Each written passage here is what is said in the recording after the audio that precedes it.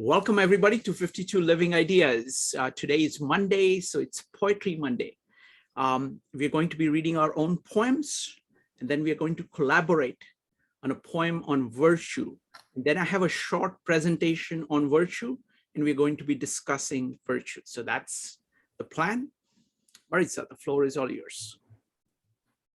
All right, so today, guys, we're going to be, the featured poem today is it's called Culture and the Universe. It's by Simón Ortiz. He is an indigenous person. He's written many books. He's kind of like a modern day crusader for a lot of the concerns of his people. So I'm gonna read this here for you. Culture and the Universe. 2 nights ago, in the canyon darkness, only the half moon and stars, only mere men. Prayer, faith, love, existence. We are measured by the vastness beyond ourselves. Dark is light, stone is rising. I don't know if humankind understands culture. The act of being human is not easy knowledge. With painted wooden sticks and feathers, we journey into the canyon toward stone, a massive presence in midwinter. We stop. Lean into me. The universe sings in quiet meditation. We are wordless. I am in you. Without knowing why culture needs our knowledge, we are one self in the canyon. And the stone wall I lean upon spins me, wordless and silent, to the reach of stars and to the heavens within. It's not humankind, after all, nor is it culture that limits us. It is the vastness we do not enter.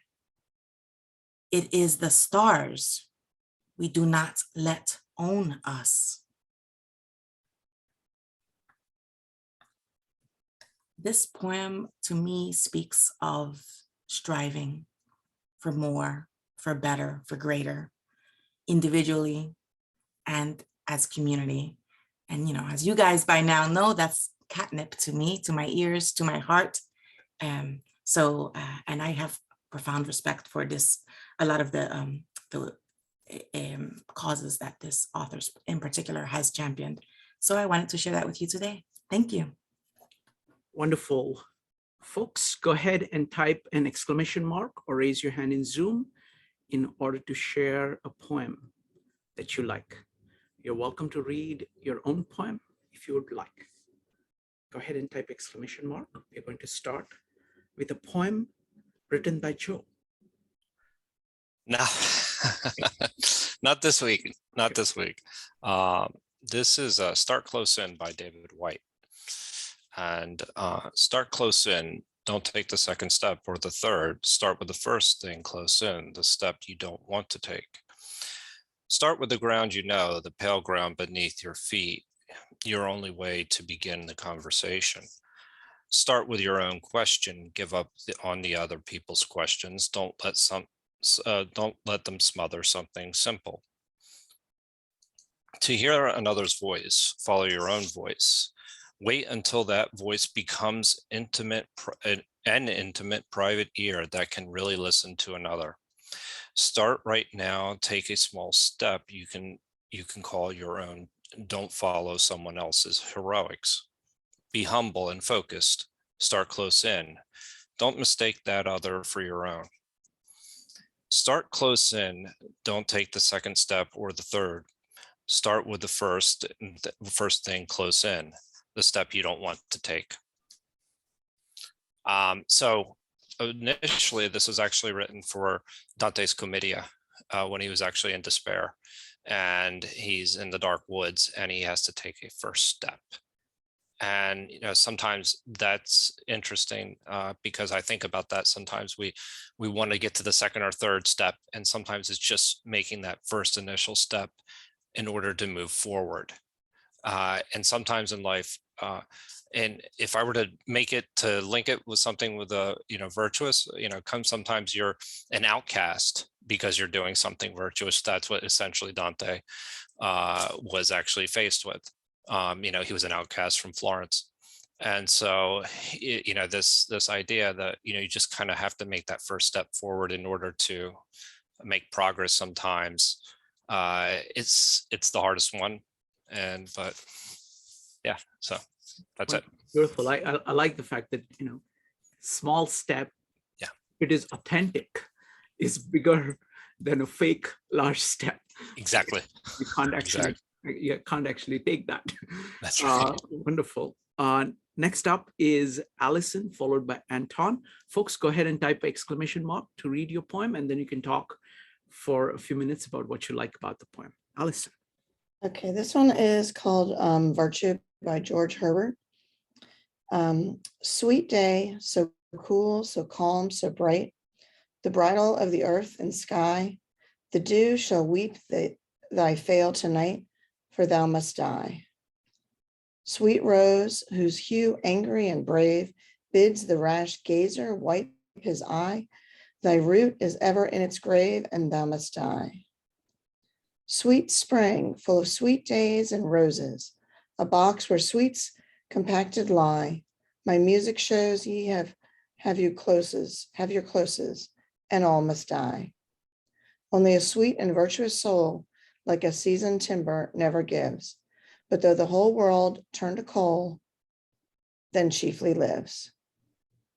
I like it because, I had to read this a few times to really make sense of it, but it seems like virtue is the thing that really survives. All these other things that we enjoy, these pleasures we like, they're wonderful, but they die.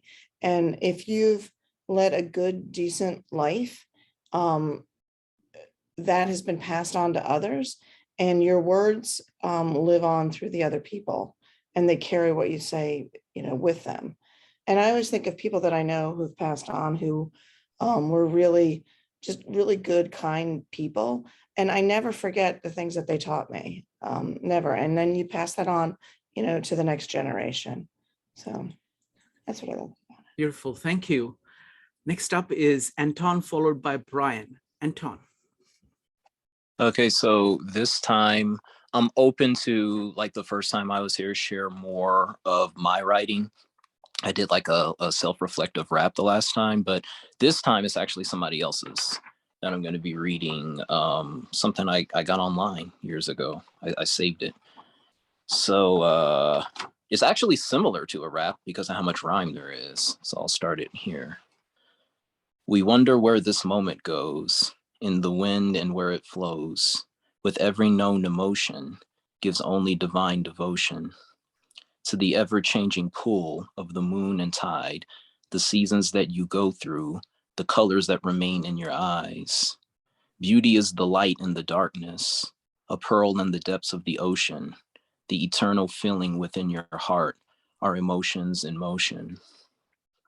We try to guide each other across to reveal the only thing that has been lost, our feelings unique in a natural perfection, a vision of light to our reflections. Our emotions dissolve within our tears, leaving behind all those dark years. Colors fade, but the spectrum remains here to blend a light that will never disappear. Dreaming far away from here, in a place where everything is near, our mirrored souls rest in place. Universal love and eternal grace. You are the universe looking outside, the world looking within. Its vision of light, its soul united. Shine on forever as one, into tomorrow's eyes until our rivers become one. And if there is no distant path to be, a heart to see me through, a vision deep inside that I see, these eyes are just mirrors of you. As long as nature reveals the signs, find the meaning in your life, see through your own eyes, the ways will lead you towards your light. All the time that we have to shine, united as one with endless tides, with unifying hearts and reflected eyes, we will live on and have our time. Far upon the distant skies, always gazing into our hearts, we are the darkness and we are the light. for we are the glitter of the stars. Bring forth the shores of the sun, living out from the shadows of the dark, for we are light and dark together as one, from stars light reflecting back into our hearts. I'm kind of reminded, even as I read this, I saved this in my phone when I read this online. It was posted on a Facebook comment, believe it or not. I was moved by it. So that's, I remembered it recently, and that's why I felt like sharing it. So yeah. Wonderful. Thank you. Thank you, Anton. That was beautiful. Next up is Brian, Paul, and Steve. Brian. Okay, this is a poem I found introducing a book that I'm rereading. It's called Goodbye. Goodbye, proud world, I'm going home. Thou art not my friend, and I'm not thine. Long through thy weary crowds I roam, a river arc on the ocean brine. Long I've been tossed like the driven foam, but now, proud world, I'm going home. Goodbye to flattery's fawning face, to grandeur with his wise grimace, to upstart wealth's averted eye, to multiple office, low and high, to crowded hill, to court and street, to frozen hearts and hasting feet, to those who go and those who come, goodbye, proud world, I'm going home. I'm going to my own hearthstone, bosomed in yon green hills alone, a secret nook in a pleasant land, whose groves the frolic fairies planned, where arches green the livelong day echo the blackbird's roundelay, and vulgar feet have never trod a spot that is sacred to thought and God. Oh, when I am safe in my sylvan home, I tread on the pride of Greece and Rome. And when I am stretched beneath the pines, where the evening star so wholly shines, I laugh at the law and pride of man, at the sophist schools and the learned clan. For what are they all in their high conceit, when man in the bush with God may meet? It's written by a guy called Waldo Emerson. And I was rereading an old book I have, which is called Hermit in the Himalayas. It's by Paul Brunton. And I normally don't like Emerson too much, but this, not only did it fit well with the book, the poem itself really sort of caused some emotion in me. Yeah, that's it. Wonderful. Thank you. Thank you, Brian. That was great. Next up is Paul. Hi. How perfect, Brian, because I wanted to read a poem by Hafiz.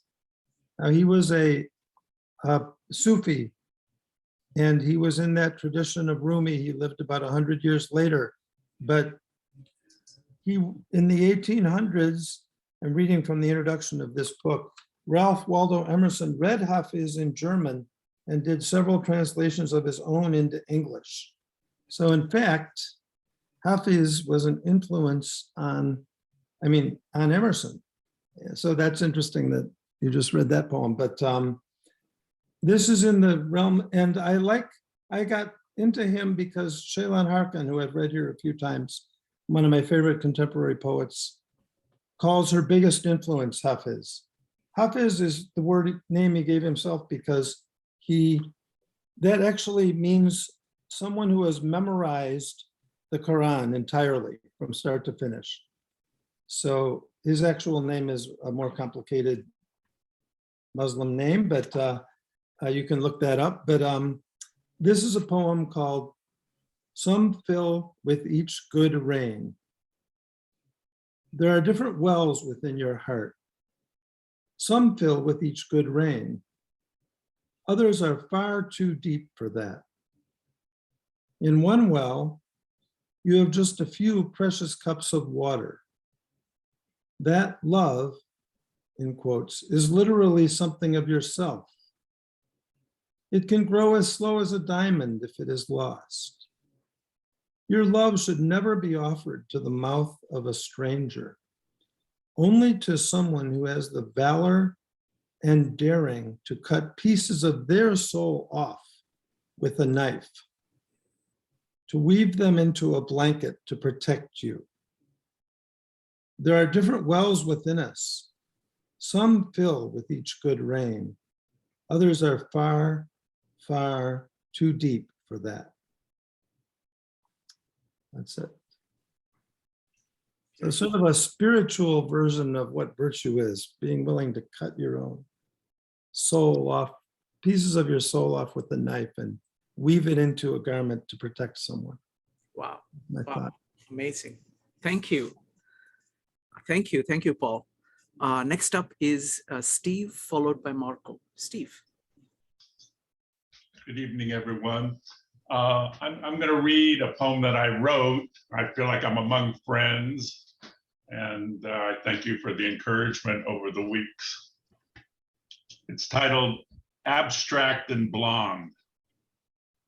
Your electric yellow aura, sun streaming across the cool blue horizon, mane of daisies, summer wet. The first time I met you, we talked of joining Lovers Anonymous. You with your photographs, me with my poems, settling for falling asleep against the warm morning sun. We met again today, the blonde with dark eyes, sad laughter, bathing suit painted on, yellow and black, sweet canvas, abstract and blonde. You were well read, your body a bestseller, smelled heaven in your sun-bleached hair. It makes me angry you haven't called. I can't continue to stalk you like some prey, playing hide and seek in the love jungle, hoping we will meet at the communal waterhole. Drum beats, heartbeats, your scent all over the place. The last time I saw you, coincidentally, men were talking of you. How to set a trap, a trophy to bed. But I had given up the chase, trapped by another. Wonderful. Thank you. Thank you. Thank you, Steve. You're welcome. This was kind of during a midlife crisis. I had worked for LA County for 7 years and was totally disillusioned and burned out. And all I could really do was go to the gym. So all these illusions are the gym that I'm speaking of. And I just met this woman there, and I was totally, she kind of became my muse, and I wrote this poem about her. So thank you for letting me share. Well, thank you. Thank you for sharing. Thank you. Next up is Marco. This is by Robert Bly. It's called A Gratitude to Old Teachers. When we stride or stroll across the frozen lake, we place our feet where they have never been. We walk upon the unwalked, but we are uneasy. Who is down there but our old teachers? Water that once could take no human weight, we were students then, holds up our feet and goes on ahead of us for a mile. Beneath us, the teachers, and around us, the stillness. Yeah, I like that. Just bringing the point of the importance of teachers growing up. Wonderful. Thank you. Thank you, Marco. All right. So Maritza, would you like to talk about the breakout rooms? Yes. So for the breakout rooms, what we do here together is we create a collaborative poem. So we split out into smaller groups. And the way that we do it is in the group, we invite everyone to create a line and the line, and each person gives a line, and then each person gives another line, and it doesn't have to be in exact order, but that's the way that we do it together.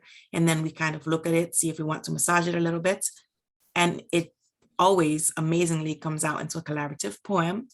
We do give you a focus word or theme to kind of help shape the direction of the poem. And what we find here is that it's almost like your subconscious takes over when you're creating the lines. So as we write the lines and then you look at them, we learn a little bit about each other because we're seeing what came out from within onto the paper. Today's theme is going to be virtue. So we will be looking at virtue today and asking folks to think about virtue when they create the lines for their poem. Wonderful. Thank you. The rooms are going to be led by Allison and Maritza. Give me just a second here. All right. Starting the breakout rooms now. They will last for 20 minutes. Come back. All right. So, Allison, would you like to start with your poem? Or would you rather Maritza go?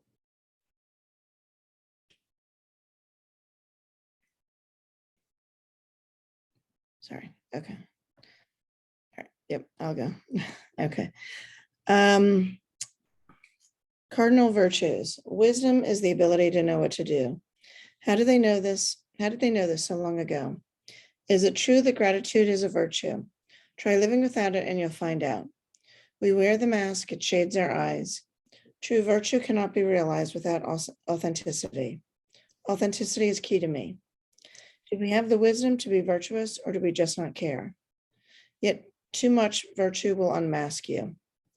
I walked a mile along a beach. Is that a virtue? That is where I discovered the importance of virtue. Certain things mean a lot to me, but does that mean they are virtuous? Her funeral was packed. She would have enjoyed it if she hadn't been dead. The North Star was her guiding light. I have a lot of courage, yet I live with injustice. Am I still virtuous?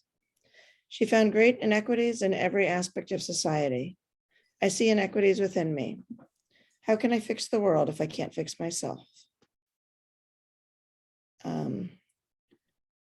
Yeah, I think one of the things I feel like is sometimes hard with having a theme like this is that we're thinking so much about the theme that I feel like sometimes we don't think enough about playing with language to make it feel more like a poem, you know?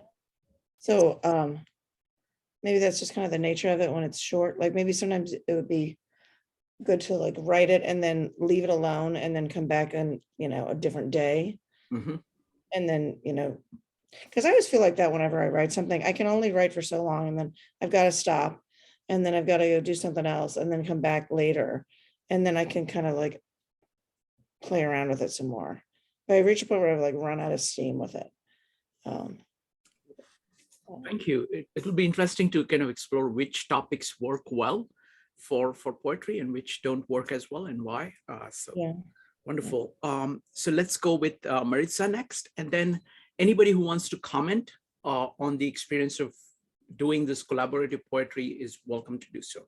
I do want to just put very quickly, just a little recommendation. What I have found works is I force a stop to writing of lines 5 minutes before we run out of time. And then we spend the last 5 minutes reading the poem out loud or the lines out loud, rearranging, adding lines if we need it. And then that allows us at the end, because once you, and Mike was just saying, once you read it out loud, it becomes a poem. And you start, you know, changing words around or playing with it. So just a suggestion for anybody who finds themselves playing moderator in the future. And to Allison. Ours is much shorter and it's fascinating how different we're looking. So I'm actually excited to read it now after yours to see the juxtaposition of thoughts. That path, my path, the golden one, it hides. I searched far and wide up the hills and through the forest, 1,000 thoughts weighing down the soul. I found what was right and it was sitting there all alone. Should it be opened? There were no directions for me. Distractions everywhere mask the clarity spurring one forward. I keep searching for answers, but only questions respond. The virtuous path, it lies at the end of a winding maze. Twisting and turning, stumbling and falling, but moving ever on. It would be so easy to just turn away and come back tomorrow. The light pushes through its dark coat only because it is pure. Like etching away at a sculpture that's never finished, I chip away at my doubts and look straight into the light. Wow, wonderful. All right, folks, so any comments about the experience of writing this? So let's start with the Maritza's group that we just, what was it like?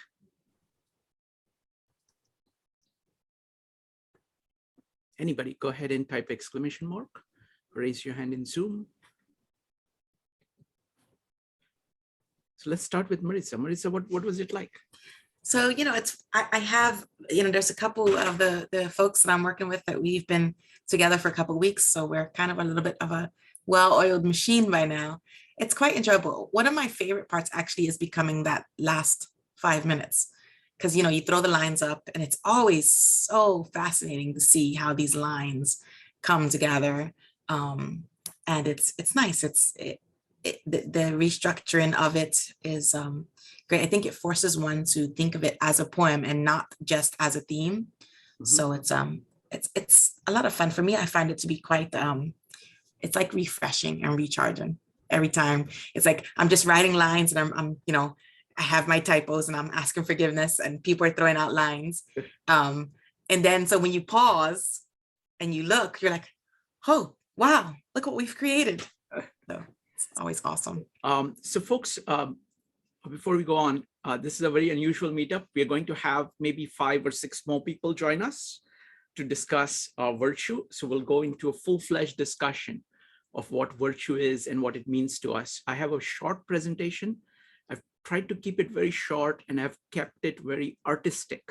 So I have some diagrams and I have just few words, and I want to talk about how I see virtue and then invite everybody to talk about how they understand virtue. So that's what we're going to do very soon, but probably we'll start that around 10:05 or so. So you've got about 10 minutes to talk about this experience of writing. So one thing I want to say regarding the last 5 minutes, like my friend Rob Trosinski, he says writing is mostly editing. So that part is editing, and that's the thing that actually takes initially whenever you put, especially if multiple people are contributing, it has a lot of life in it, but it's a little bit messy and a little bit unstructured. So that last 5 minutes, actually it is like placing all these people together to make it a really good dramatic composition. That's how I see it. Mike. Yeah, I'm really enjoying these poetry meetups. As Maritza said, when you're in the group and sometimes the participants repeat, you get a feel for people. And it's something I had learned from improv comedy, that you can't jam your own ideas in. So when you write a line and you almost think that, oh, I have an idea of what might follow what I just gave. And then you have to wait. You can't do that. You can't jam your idea, and you just wait for someone to put it in. And then you kind of understand how that line fits with what, you had one idea where it might want to go, and then you just have to stop and listen, which is, again, one of the real key components of improv. And I think it's the same if actors were just riffing or musicians were riffing. You have to listen to the other musicians or actors. And in this case, it's the same. I really like when somebody puts an idea out and the person that follows just kind of makes it blend. And then when it's read at the end, to me, it always blows me away. It just sounds so different than when I see it written. Wonderful. Does anybody else want to comment about the process? Otherwise, I'm going to ask a question to everybody. And let me tell you the question. What is virtue to you? So that's what we're going to start with to kind of get things started. But let's go with Joe, followed by Anton first. Joe. So this is regarding the process, right? Yes. Or would you like? No, this is regarding the process. So far, we'll talk more about the process. Yeah, it's interesting because when I was listening to Mike, the idea that we can't just jam our lines is in our room, we actually, each person went and we went in order.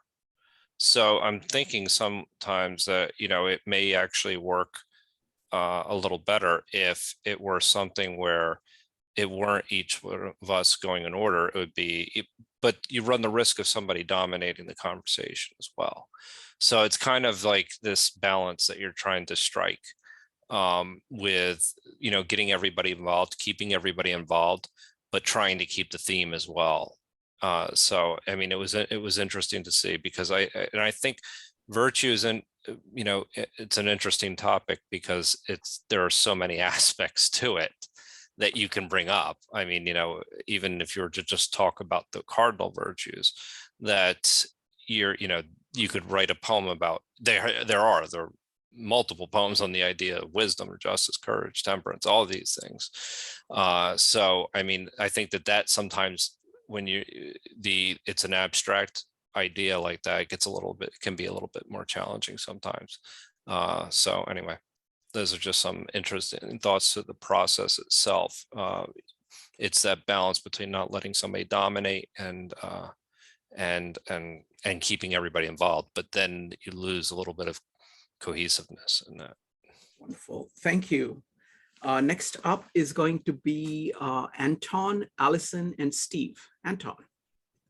Yeah, it's I'm thinking about what Mike was saying about what he learned in improv comedy or how he's comparing it with musicians riffing. And yeah, it's I don't know if this is necessarily what he means by it, but yeah, I noticed myself when I was in the breakout room this time, especially, that it's like I feel like it's just me saying my own ideas, but I do have a certain amount of consciousness of I do want it to tie in with or relate to what other people are saying.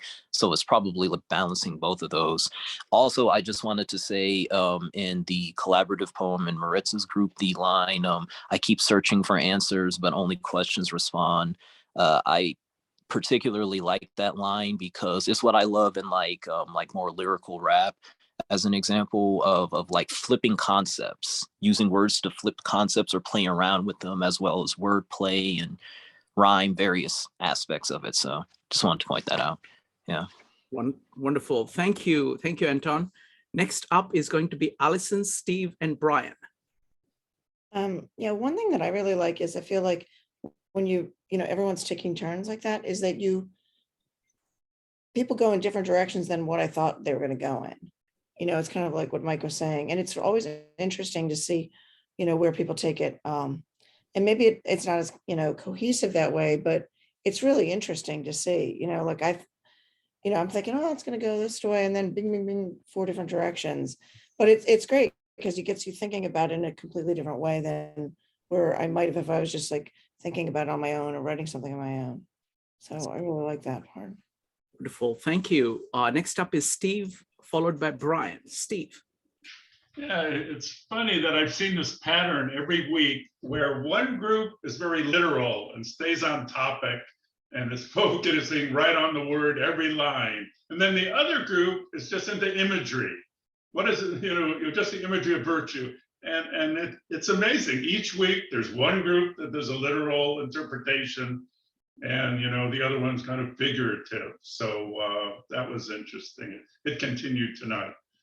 And the other thing was that this is the first time that I've been in a group where we went in order, where we went around the group and you took your turn rather than blurting out a line.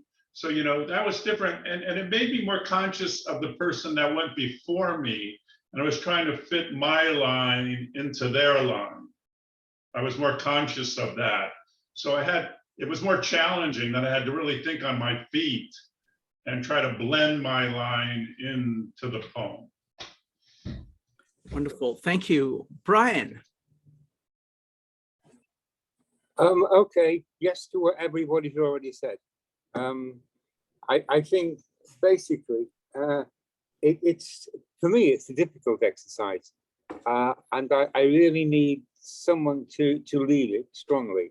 What we did in the group tonight was fine. I'm not criticizing anyone, but we all ended up coming up with lines which were good in themselves, but not related to anything else. So, and we also weren't conscious of time. So we ended up with just the list of the lines as they came out without trying to put it into any kind of reasonable order.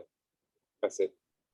Wonderful. So I think the last 5 minutes is a very good idea of kind of spending a little bit of time kind of doing the editing and kind of bringing everything together. So wonderful. All right, folks. So now we're going to talk about the topic of virtue. And I'm going to start on it slowly by asking a question to anybody who wants to answer it, as you know, and try to keep it as short, like maybe under 1 minute. What does virtue mean to you? So the format today is we're going to be answering this question. This is going to be just a starter. Then I have a short presentation on my idea of virtue, which is based on the diagrams that I've been working on. It's a new idea that I came up with while I was in India, and I've been wanting to share this with everybody. So I'm going to do that. But I want to first hear what different people think, what you guys think virtue is. So go ahead and type exclamation mark if you'd like to answer that question. What is virtue to you? We'll start with Brian. Okay, quick and simple. It's a measure of goodness. Very good. Anybody else?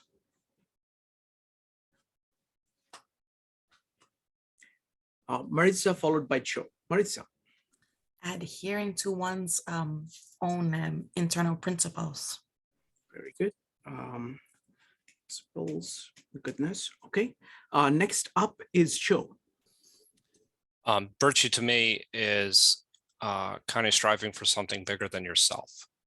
And I also look at it as something, and without going on very long, is doing the right thing in spite of the circumstances that you're in. So, and that gets into courage. So wonderful. Thank you. Next up is Mike. I think it's what you do when nobody's looking. And it's what you can do when nobody would ever find out what you just did and still managing to do the right thing.